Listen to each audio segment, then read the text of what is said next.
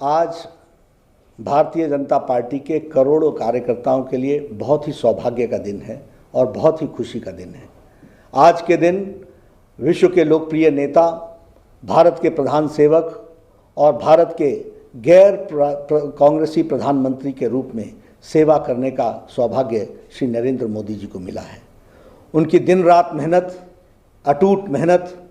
बिना कोई छुट्टी लिए हुए गरीबों की चिंता करना, पीड़ित की चिंता करना, वंचित की चिंता करना, दलित की चिंता करना, महिलाओं के उत्थान के लिए काम करना, युवाओं के उत्थान के लिए काम करना, किसानों को मुख्य धारा में लाना, यह सब उनका प्रयास रहा है, जिस कारण से हम सब जानते हैं कि उनकी सेवाएं भारत के करोड़ों करोड़ लोगों ने स्वीकारा है।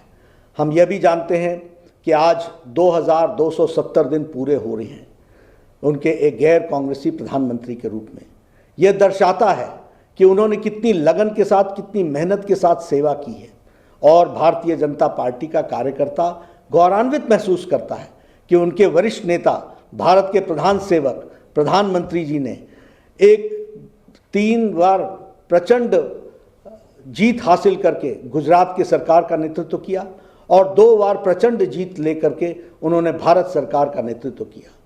गैर कांग्रेसी प्रधानमंत्री के रूप में जहां उन्होंने काम किया, वहीं हम यह भी जानते हैं कि नेहरू जी से ज़्यादा और इंदिरा गांधी जी से ज़्यादा 18 वर्षों तक उन्होंने, हम सब यह भी जानते हैं कि एक निर्वाचित सरकार का नेतृत्व किया है।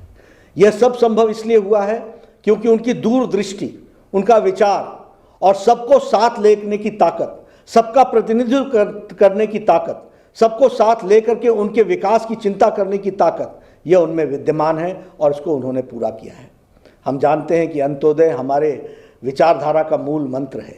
और प्रधानमंत्री जी के नेतृत्व में हर योजना वह अंत्योदय को ही प्रतिलक्षित करती है। हर योजना में अंतिम व्यक्ति के उदय की चिंता की गई है और इसलिए हम यह भी जानते हैं कि उनकी इस ताकत के कारण, जब अंतिम आदमी की चिंता करने के कारण आज भारत की तस्वीर बदल रही है। मैं अपनी ओर से और करोड़ों कार्यकर्ताओं की ओर से प्रधानमंत्री जी को बधाई भी देता हूं और शुभकामनाएं भी देता हूं। बधाई इसलिए देता हूं क्योंकि वो भारत के पहले